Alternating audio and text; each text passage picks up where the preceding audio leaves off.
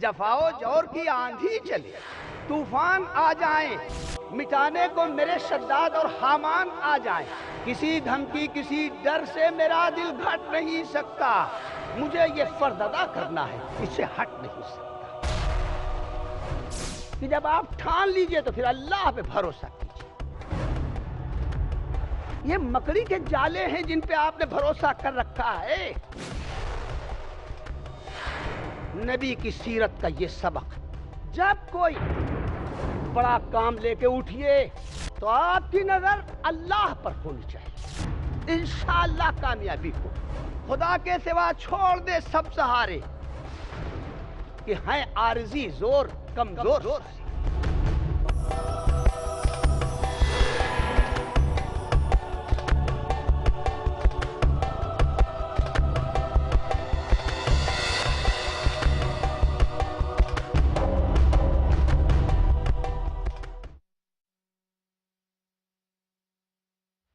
تو دوستو، غربا کے ساتھ، فقیروں کے ساتھ حضرت قریب رہتے تھے تاکہ امت کا سواد اعظم جڑا رہے، امت کا شیرازہ نہ بکھرے۔ آپ کو غربت، زہد سے کتنی دلچسپی تھی؟ حضرت عائشہ کو آپ کتنا مانتے تھے؟ جب غزوے سے آپ واپس ہوتے تھے تو ازواج مطہرات کے گھر بعد میں جاتے تھے، پہلے اپنی بیٹی کے گھر جاتے تھے۔ حضرت فاطمہ جب رسول اللہ کے پاس آتی تھی تو حضرت کھڑے ہو جاتے تھے اور پیشانی کو بوسہ دیتے تھے اور اپنے سامنے بٹھاتے تھے۔ یہ محبت تھی حضرت فاطمہ سے۔ دخل رسول اللہ علی فاطمہ، حضرت اپنے جگر گوشہ حضرت فاطمہ زہرا کے گھر پہنچے، دروازے پہ کھڑے ہوئے، وفی یدہا سوار من ذہب، دیکھا کہ فاطمہ کے ہاتھ میں سونے کا کنگن ہے اور وہ اپنی ایک سہیلی کو دکھلا رہی ہیں کہ ہذہ اہداہا الی ابو الحسن، یہ سونے کا کنگن میرے شوہر نے مجھ کو ہدیے میں دیا۔ حضرت کو یہ بات اچھی نہ لگی کہ نبی کی بیٹی سونے اور چاندی سے دلچسپی رکھے۔ آپ نے فرمایا یا فاطمہ ایسرک ان یقول الناس ابنۃ رسول اللہ وفی یدہا سوار من نار، بیٹا کیا تم کو اس سے خوشی ہوگی کہ کل محشر میں لوگ یہ کہیں کہ اللہ کے رسول کی بیٹی ہے اور اس کے ہاتھ میں آگ کا کنگن ہے؟ ہاں بیٹا، کیا تم کو اس سے خوشی ہوگی کہ کل محشر میں لوگ کہیں کہ رسول اللہ کی بیٹی ہے، اس کے ہاتھ میں آگ کا کنگن ہے؟ اور واپس ہو گئے، اندر نہیں گئے، اندر نہیں گئے۔ اپنے لیے فخر چاہتے تھے، اپنی اولاد کے لیے بھی فخر چاہتے تھے۔ حضرت فاطمہ سمجھ گئی، فوراً اپنی خادمہ کو کہا کہ جاؤ سنار کے یہاں یہ کنگن لے کر اور اس کو بیچو، اور بیچنے کے بعد جو پیسے ملے، فلاں آدمی یا فلاں عورت غلامی کی زندگی بسر کر رہی ہے، اس پیسے سے اس کو خرید کر آزاد کرو۔ چنانچہ اس نے بیچا اور ان پیسوں سے اس غلام یا باندی کو خرید کر آزاد کیا گیا۔ پھر رسول اللہ صلی اللہ علیہ وسلم کو فوراً خبر پہنچائی گئی تاکہ قلب نبوت پہ جو غبار آ گیا وہ چھٹ جائے بیٹی کی طرف سے۔ حضرت ایک محفل میں بیٹھے ہوئے تھے، خبر دی گئی کہ فاطمہ زہرا نے وہ کنگن بیچ کر اور غلام خرید کے آزاد کر دیا۔ حضرت نے ہاتھ اٹھایا اور فرمایا الحمدللہ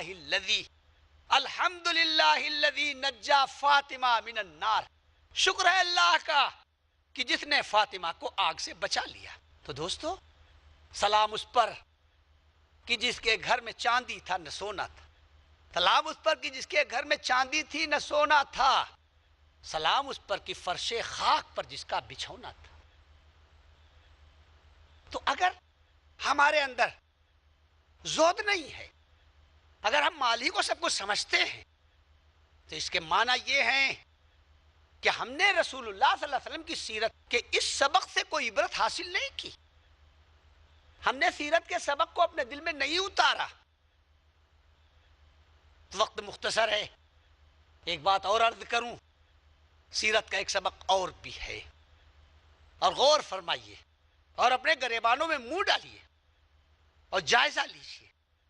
آپ اپنے رشتہ دار کو معاف کرنے کے لیے تیار نہیں، اس کے یہاں شادی ہوتی ہے، اس کی بیٹی کی شادی ہے اور آپ منہ پھلائے بیٹھے ہیں کسی بات پہ آپ ناراض ہو گئے، اب نہیں شرکت کر رہے ہیں، حالانکہ کسی کی بھی دعوت میں جانا سنت ہے جائے کہ رشتہ دار کے تعلقات اور رشتہ داری کو جوڑنا تو فرض ہے اور رشتہ داری کو کاٹنا حرام ہے، لیکن آپ منہ پھلائے بیٹھے ہیں، آپ اپنے رشتہ دار کو معاف کرنے پر قادر نہیں، آپ اپنے پڑوسی کو معاف کرنے پر قادر نہیں، اور رسول اللہ صلی اللہ علیہ وسلم کی سیرت اور آپ کا عفو و درگزر کیا تھا؟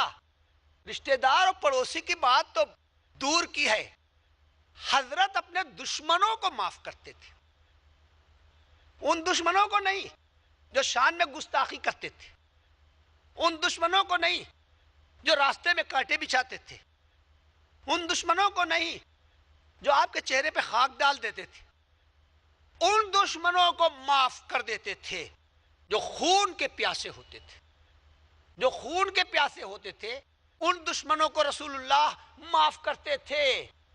سلام اس پر کہ اسرار محبت جس نے سمجھائے، سلام اس پر کہ جس نے زخم کھا کر پھول برسائے۔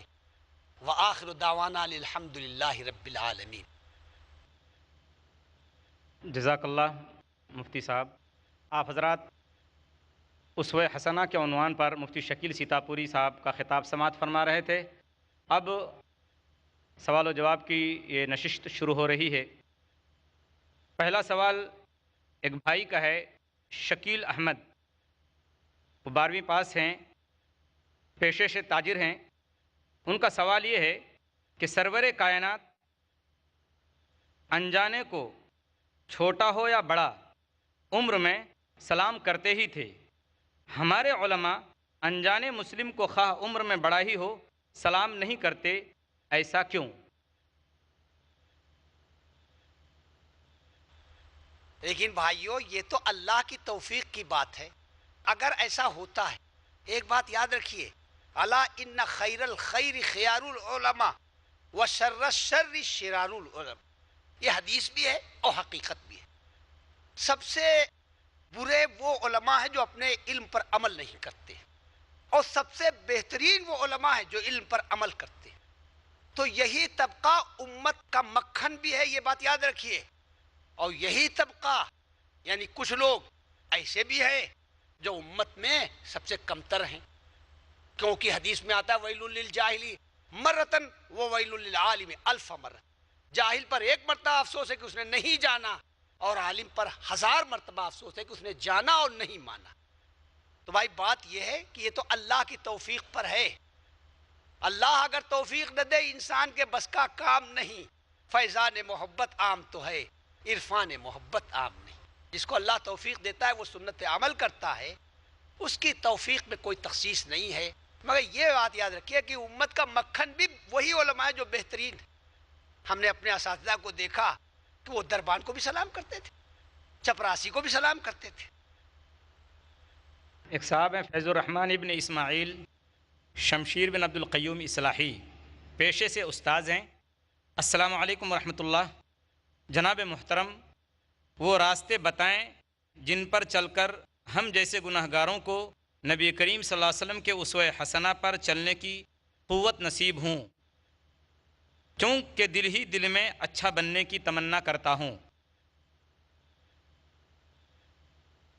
کسی بہت بڑے عالم کا مقولہ ہے، ایک لفظ میں اس کا بھول گیا ہوں، مگر 2 جملے یا 2 لفظ بھی بہت کارآمد ہیں۔ طوفان نوح لانے سے آئے چشم فائدہ، 2 اشک بھی بہت ہے اگر کچھ اثر کرے۔ تو انہوں نے فرمایا اتبع ولا تبتدع، کہ نبی کی پیروی کرو، اپنی طرف سے راستہ نہ نکالو، جس کو بدعت کہتے ہیں۔ اس سے انشاءاللہ آپ کو سنت نبوی کی پیروی کی توفیق ملے گی۔ جب سنتیں چھوڑی جاتی ہیں تو بدعتیں جگہ لے لیتی ہیں۔ خانہ خالی را دیو میگیرت، جب جگہ کوئی خالی ہو جاتی ہے تو وہاں شیطان آباد ہو جاتا ہے۔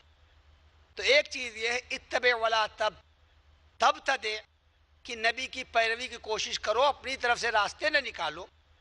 اور دوسری نصیحت ہے اتضع ولا ترتفع، تواضع اختیار کرو، زیادہ اونچے نہ بنو۔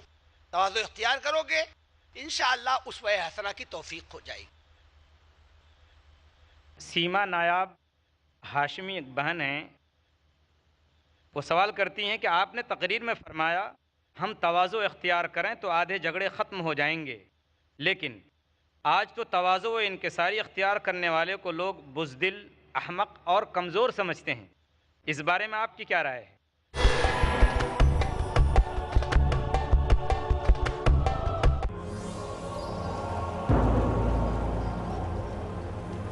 ألف لام ميم. ذلك الكتاب لا ريب فيه هدى للمتقين.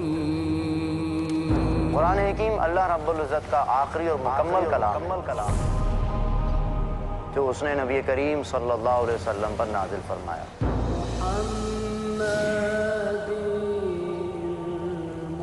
اللہ رب العزت نے بارہا اہل ایمان کو مخاطب فرما کر اپنے کلام میں اہم ہدایات عطا فرمائی ہیں.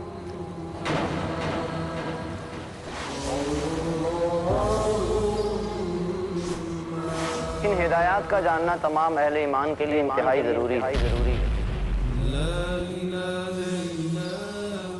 آئیے اس موضوع پر دیکھیے ہمارا پروگرام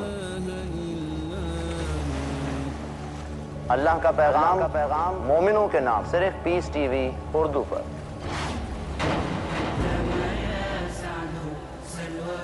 سمجھیے کیا ہیں وہ احکامات ہم پر لازم ہے جن کا احترام.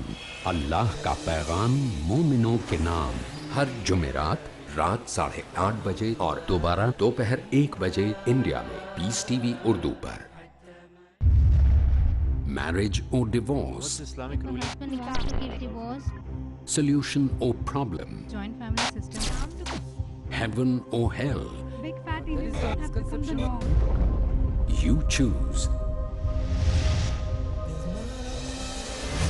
Beauty, wealth, family status, virtue. Decide what you want. Decide your choice. Be sad or be happy. It's your choice. Join Dr. Zakir Naik in Better Half or Bitter Half. ہر سنیچر رات 8 بجے اور دوبارہ صبح 10 بجے انڈیا میں Peace T V Urdu پر.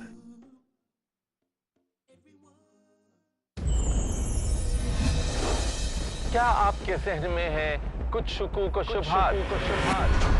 تو پھر دیکھیے پیس ٹی وی اردو پر حافظ مامون کے سوالات اور میرے جوابات.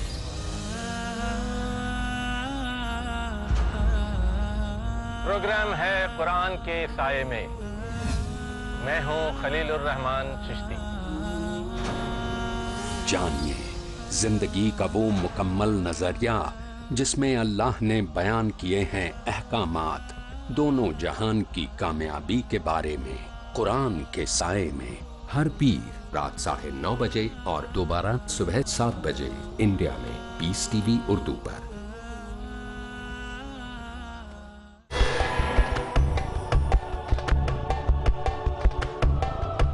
سیما نایاب ہاشمی ایک بہن ہیں، وہ سوال کرتی ہیں کہ آپ نے تقریر میں فرمایا ہم تواضع اختیار کریں تو آدھے جھگڑے ختم ہو جائیں گے، لیکن آج تو تواضع و انکساری اختیار کرنے والے کو لوگ بزدل، احمق اور کمزور سمجھتے ہیں، اس بارے میں آپ کی کیا رائے ہے؟ میں اپنی بہن کو ایک شعر میں جواب دیتا ہوں، اور وہ کیا ہے کہ لوگ سمجھیں مجھے محروم وقار و تمکین. لوگ چاہے بیوقوف سمجھیں اور چاہے احمق سمجھیں، وہاں تو ہمارا درجہ بلند ہو جائے گا میری بہن. لوگ سمجھیں مجھے محروم وقار و تمکین، وہ نہ سمجھیں کہ میری بزم کے قابل نہ رہا. آپ لوگوں کو نہ دیکھیے، آپ شریعت پر عمل کیجئے اور اللہ کی نظر میں بڑی بننے کی کوشش کیجئے. انشاءاللہ اللہ سب کے دلوں کو پھیر دے گا اور غلط فہمی ان کی دور ہو جائے گی. ایک بھائی ہیں، ان کا سوال یہ ہے کہ آج غیر مسلم مسلمانوں کے اخلاق کو دیکھ کر اسلام سے زیادہ دور ہو جاتے ہیں. یہی تو عرض کرنا تھا یہ جو جلسے ہوتے ہیں اور یہ جو تحریکیں چلتی ہیں اور جو پیس ٹی وی اردو کے پروگرام ہیں، یہ اسی لیے ہیں کہ آپ کے اندر اخلاق پیدا ہوں اور آپ کی کھوئی ہوئی عظمت واپس آئے۔ اور ایک بات آپ سے میں عرض کرتا ہوں کہ اسلام اپنی پوری رونق کے ساتھ وہاں ہوتا ہے جہاں اسلام کو ہاتھ پیر پھیلانے کا موقع ملتا ہے۔ یہ بات ڈنکے کی چوٹ پر کہی جا سکتی ہے کہ عرب ملکوں میں جہاں اسلام یہاں کے مقابلے میں کہیں زیادہ اچھی حالت میں لوگوں میں پایا جاتا ہے، ایمانداری، سچائی، انصاف، وہاں آپ کو معلوم ہے ہر سال ہزاروں غیر مسلم اسلام لاتے ہیں۔ تو احساس کمتری کا شکار نہ ہوئیے، نظر اٹھا کے دیکھیے، ایسا نہیں ہے کہ سلسلہ بند ہے، اللہ کی راہ اب بھی ہے کھلی، آثار اور نشان سب قائم ہیں، اسلام بھی لا رہے ہیں لوگ۔ ہم اسلام کے پورے تقاضوں پر عمل، ہم بہہ گئے دوسروں کے طریقوں میں، ہم نے دوسروں کی طرح دولت کی پوجا شروع کر دی، مہاجنوں کی طرح سود کھانے لگے۔ ساتھ رہنے کی وجہ سے ہمارے اندر اثر آ گیا، اس لیے اسلامی صفات ہمارے اندر ہیں کہاں؟ وہ فریب خوردہ شاہی کی رہا ہو کرگسوں میں، مجھے کیا خبر کی کیا ہے، رہو رسم شاہ بازی۔ شاہین اور شکرے کا بچہ اگر کوے میں چھوڑ دیا جائے تو شاہین اور وہ شکرے کا بچہ اپنے شکرے پنے کو بھول جاتا ہے۔ یہود و نصارہ مشرکین دولت پرستوں کی صحبت میں، سود خوروں کی صحبت میں رہنے کی وجہ سے آپ کے اندر وہ اسلامی زہد، اسلامی تقوی، اسلامی اخلاق ہیں ہی نہیں، تو پھر وہ کشش کیسے ظاہر ہوگی؟ تو اس لیے اس سے تو میں اتفاق نہیں کرتا کہ کہیں پر لوگ اسلام کی طرف نہیں آتے۔ جہاں اسلام ہم سے زیادہ اچھی حالت میں ہے وہاں اسلام کے اندر کشش موجود ہے۔ بغیر کسی جبر و اکراہ کے ہزاروں آدمی خلیجی ممالک میں کلمہ پڑھتے ہیں۔ عبد الرحمن بھائی کا سوال ہے کہ نبی کریم صلی اللہ علیہ وسلم کی سیرت کو جاننے کا بہترین طریقہ کیا ہے؟ یہ تو حدیث میں ہے، حضرت عائشہ صدیقہ نے فرمایا کانا خلقہ القرآن، کہ رسول اللہ صلی اللہ علیہ وسلم کی سیرت اور رسول اللہ صلی اللہ علیہ وسلم کے اخلاق، قرآن کریم پڑھیے وہی رسول اللہ صلی اللہ علیہ وسلم کی سیرت۔ جہاں قرآن کو غصہ آیا ہے وہاں حضرت کو غصہ آتا تھا، جہاں قرآن نے خوشی اور جنت کا وعدہ کیا ہے وہاں حضرت کے چہرے کے اوپر مسرت دوڑ جاتی تھی۔ یا ایھا المزمل قم اللیل الا قلیلا، قرآن کریم کہتا ہے کہ زیادہ وقت آپ اللہ کی عبادت میں رات کا گزاریے۔ حضرت صلی اللہ علیہ وسلم سراپا سورہ مزمل تھے۔ تو اس لیے میرے دوستو رسول اللہ کی سیرت کو سمجھنے کا سب سے بہترین طریقہ ہے قرآن پڑھیے اور اس کا ترجمہ پڑھیے۔ اردو میں ترجمہ پڑھ سکے تو اردو میں، اور ہندی میں پڑھ سکے تو ہندی میں پڑھیے۔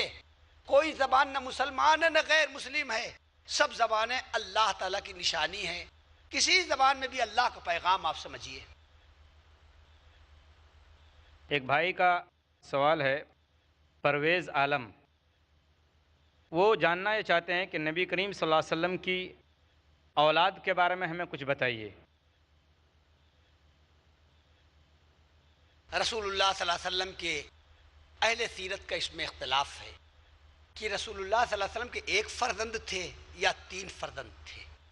بعض مورخین نے کہا ہے کہ طیب اور طاہر اور ابراہیم یا عبداللہ حضرت کے 3 اولادیں تھیں، لیکن اہل تحقیق نے یہی ترجیح دی ہے کہ حضرت کی ایک ہی اولاد تھی، حضرت ابراہیم، جو حضرت ماریا قبطیہ رضی اللہ تعالیٰ عنہ جو مصر سے آئی تھی ان کے بطن سے پیدا ہوئے اور 2 سال کی عمر میں اللہ کو پیارے ہو گئے۔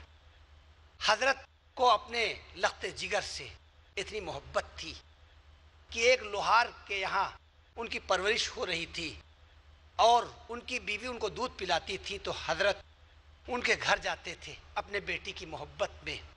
رحمت عالم تھے، رحمت کوٹ کوٹ کے بھری تھی، تو اپنے لخت جگر کے لیے کبھی کبھی حضرت کا جسم دھوئیں سے اٹھ جاتا تھا، آنکھوں میں دھواں بھر جاتا تھا، لیکن اپنے بیٹے کو دیکھنے کے لیے حضرت جایا کرتے تھے۔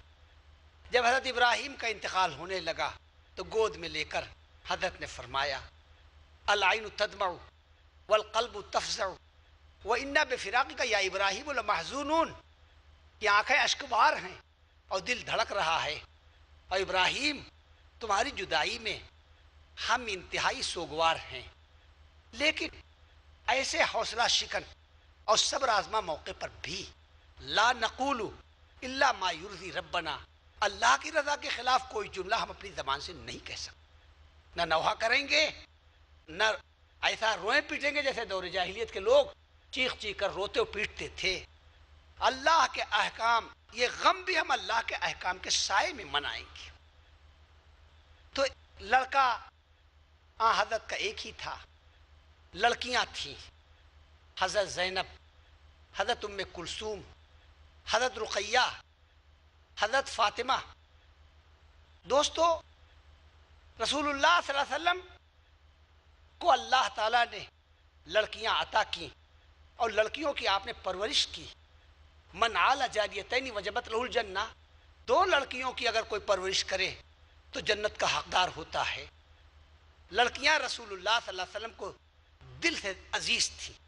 لڑکیوں سے محبت کرنا نبی کی سنت ہے، اور لڑکوں کو لڑکیوں پہ ترجیح دینا اور لڑکیوں کو حقوق سے محروم کرنا یہ نبی کی سنت کے خلاف۔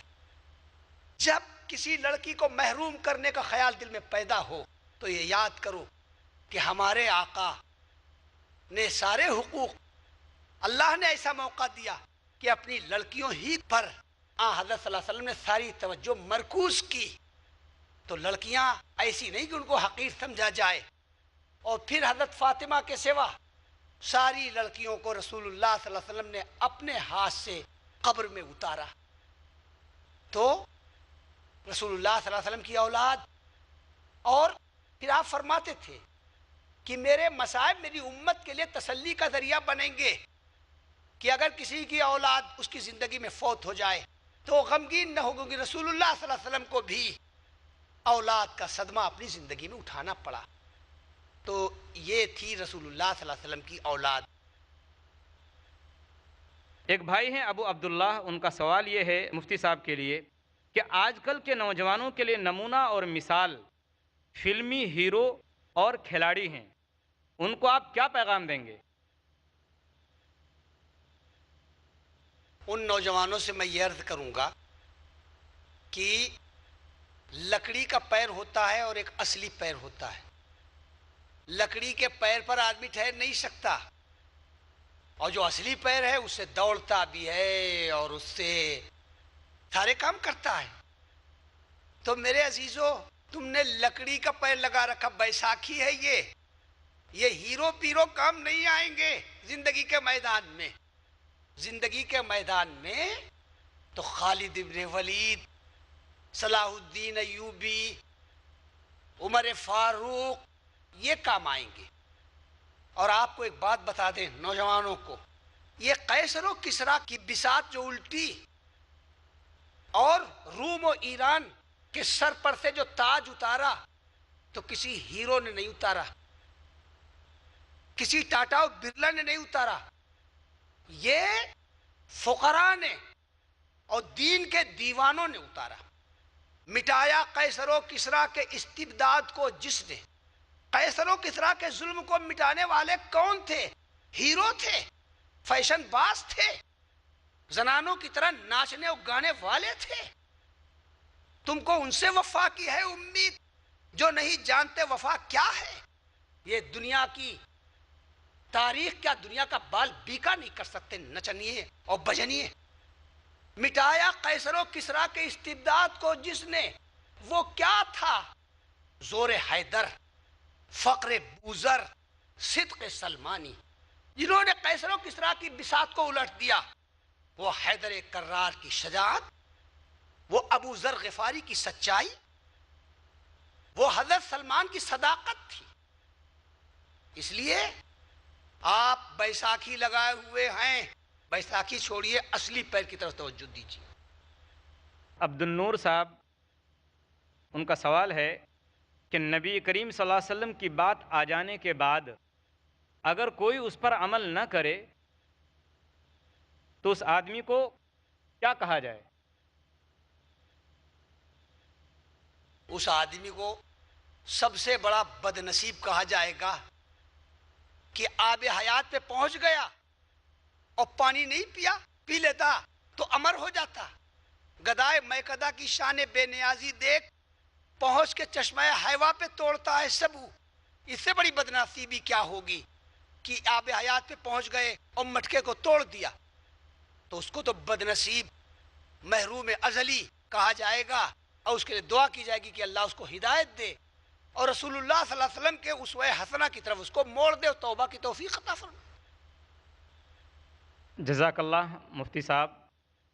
خواتین و حضرات، آپ حضرات نے صبر و تحمل کا مظاہرہ کیا اور ہماری اس نشست کو کامیاب بنانے میں ہر طرح سے ہمارا تعاون کیا۔ ہم آپ سب کے اور مفتی صاحب کے شکریہ کے ساتھ اس نشست کے اختتام کا اعلان کرتے ہیں۔ والسلام علیکم ورحمۃ اللہ وبرکاتہ۔